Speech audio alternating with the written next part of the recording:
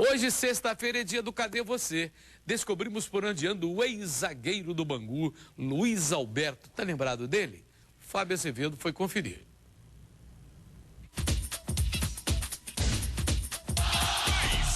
O torcedor do Bangu tem orgulho de dizer: 33 campeão carioca, 66 também campeão carioca, e por isso o nosso convidado de hoje está aqui em Bangu no estádio, o ex-zagueiro Luiz Alberto. Eu primeiramente eu estou muito satisfeito de participar do programa seu.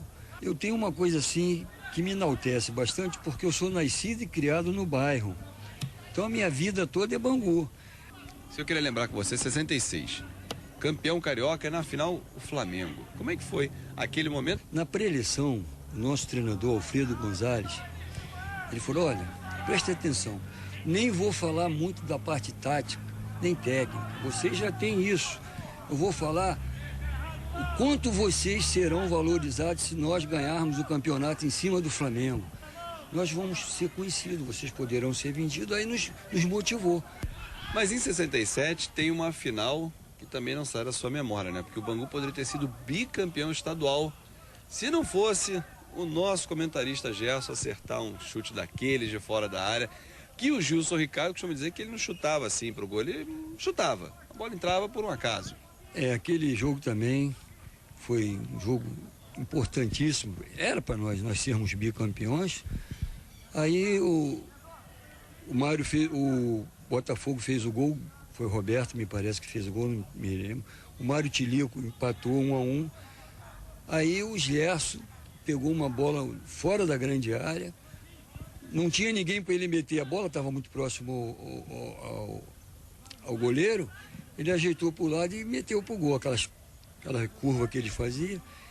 E o Birajara foi na bola, mas não conseguiu alcançar. Você como zagueiro, quem era aquele atacante chato, aquele difícil de marcar da época? Eu vou citar o Jairzinho. Ele usava muito o corpo, então ele botava a bola na frente e protegia. Tu não chegava, tu queria chegar na frente, mas não dava. Pra gente encerrar esse Cadê Você de hoje, não podia deixar de perguntar. Passou pelo Nepal, Vietnã como treinador, mundo árabe, experiências diversas. Qual foi a maior dificuldade fora do país? Fora do país foi lá no Nepal. E quando eu fui dar o primeiro treino, um jogador de tênis, o outro de chuteira, um exemplo que eu vou dar, um de tamanco. Aí imediatamente eu suspendi o treino, chamei os dirigentes, aí fomos diretamente comprar o material. Aquilo que eu fiz ali já foi interessante para eles, que eu pude expor aquilo que eu sempre passei no futebol, e sempre que eu for solicitado, que vocês precisarem, estarei às ordens.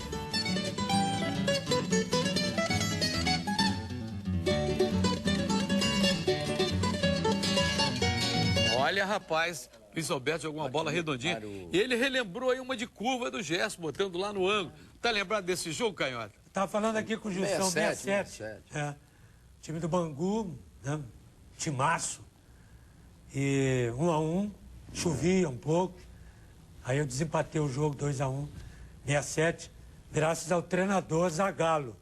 Zagallo que era o treinador. E 68, fomos bicampeões. Mas esse time montado lá na base. Não, 68. Lá na 67, você não se lembra. Você chorou muito nessa época. Esse time foi montado, né, na base pelo Neca, um ex-jogador também do Botafogo. Depois o Zagallo parou de jogar, foi ser treinador da base e subiu com essa base toda, que em 68, né, praticamente quase todos, né, ali na seleção brasileira. E a zaga do Bangu era Fidelis, Mário Tito, Luiz Alberto e Ari Clemente. Uma zaga excepcional. Osimar. É verdade. Paulo Borges, Bianchini, né? Na época, né? Parada. Aladim, que jogava pra caramba. E 66 foi aquele que deu aquela briga do Almir Brasil, com Birajara, com Ladeira. Falar em Bangu, quero cumprimentar a Raíssa, Maria Cláudia e a Vera Lúcia, que estão curtindo o Jogo Aberto Rio, lá em Bangu, mandando um recado pelo Jorge Eduardo. E o PC Guzmão, treinador do Vasco, está preparando o time para amanhã contra o Atlético Goianiense, um novo Vasco com velhos conhecidos. Mas o Carlos Alberto talvez só reapareça dia 1º de agosto no jogo Vasco e Flamengo. E aí, Canhota, muda toda a cara do Vasco? Mas muda tudo. E o treinador está esperando isso. Agora, só que ele já montou um pedaço do time. O time do Vasco está aí, brigando. arrumado. Agora, com esses novos reforços, aí o Vasco vem para a luta. Porque ainda não saiu dessa fase ruim que ele está, digo, na tabela.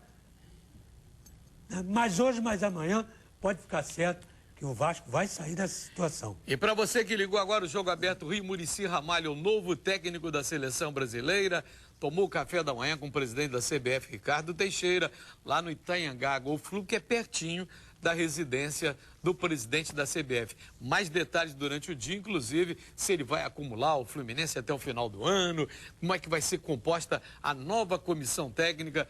Tô sentindo firmeza no futebol do Brasil a partir de agora com o Muricy em Jussão. O Parreira parece que vai também trabalhar como diretor, enfim, tá montando esquema profissional, né, Zacali? Com liberdade para trabalhar, aquele negócio de ficar lá trancado, os caras não podem nem dar bom dia pros outros, aquele negócio de Dunga. Aí, eles falaram que o Dunga é pro São Paulo, o Gerson falou, parei. Não, eu parei. Se for pro São Paulo, parei. Eu desisto de ser São Paulino. Lembrando que o Muricy Ramalho, o novo técnico da Seleção Brasileira, começou na atividade como auxiliar técnico do Tele Santana. Ele jogou futebol no São Paulo, foi campeão paulista, foi campeão brasileiro. Estava no Puebla do México quando voltou para o Brasil. Aí parou, foi também auxiliar técnico do Carlos Alberto Parreira, que foi técnico do São Paulo. E o Flamengo encara o Internacional domingo no Beira-Rio, tomara que sem chuva, porque a última vez que o Flamengo jogou com o Internacional lá no Beira-Rio, choveu igualzinho o Grêmio e Vasco. E a preocupação na Gávea é que o Flamengo está marcando pouco, está fazendo pouco gol. Aline Bordalo. É pouco, já diz o ditado, mas este número tem perseguido o Flamengo. O time repetiu o placar de 1-0 3 vezes neste Brasileirão. O problema é quando o outro ditado entra em campo. Aquele que lembra que quem tem um, não tem nenhum. Contra o Avaí, ele foi posto em prática porque o Flamengo não conseguiu segurar o resultado e acabou cedendo o empate. Você está vendo que o Flamengo só fez um gol por jogo. Eu já vejo que em 10 rodadas o Flamengo fez gol em todos os jogos. Até agora o Flamengo marcou em todos os jogos do campeonato. O problema é que somente uma vez o time conseguiu fazer mais de um gol. Foi contra o Grêmio Prudente em maio, quando o rubro-negro venceu por 3-1. 2 gols foram marcados por Wagner Love, que não está mais na Gávea. Os jogadores sabem que o placar apertado é arriscado e tentam descobrir o que falta para o time balançar mais as redes contra o próximo adversário, o Internacional. A gente sabe que é um resultado perigoso, mas se no final do jogo terminar 1-0 em 3 pontos do Flamengo, é importante também. A gente não está conseguindo, de repente, ter esse desafogo de roubar a bola e tentar criar, de repente, num contra-ataque rápido para tentar matar o jogo. Acho que é isso que a gente tem que acertar. No futebol, somente o final do ditado citado no início da reportagem não se aplica, porque dentro de campo, 3 nunca será demais. E olha aqui, no jogo de domingo contra o Internacional lá em Porto Alegre, o Flamengo está sem o Kleberson, o Wellington levou o 3º cartão amarelo, também está fora, volta o Fabrício, mas o Flamengo está contando aí com Jean, Marquinhos e Val Baiano, Gilson. Agora vai! Galera, é só gritar gol, Val Baiano. Meu querido, vem Val Baiano aí arrebentando geral. Moleque. A parada é difícil lá em Porto Alegre, né, Gerson? É complicado. Com chuva, sem chuva.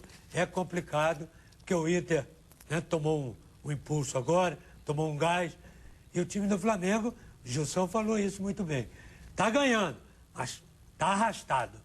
E o Inter volta com Tinga, Rafael Sobis, os reforços. Os craques vão estrear. E aí os craques vão estrear. O recado final do Gilson Ricardo. O recado final é que parece que o Kaká tá saindo do Real Madrid e vai pro Barcelona jogar com o Messi. E o Real Madrid vinha aí contratar Borja do Flamengo. Nosso Borja, que sensação esse Borja. Depois que o Felipe Melo é pretendido pelo Mourinho, eu tô acreditando em tudo.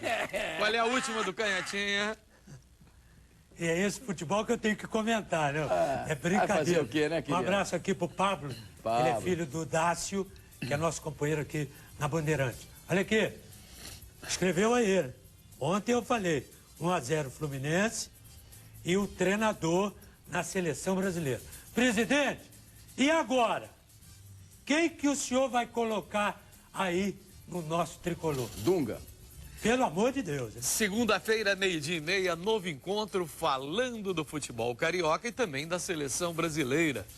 Ótimo final de semana. Parabéns, Muricy. Boa tarde para você.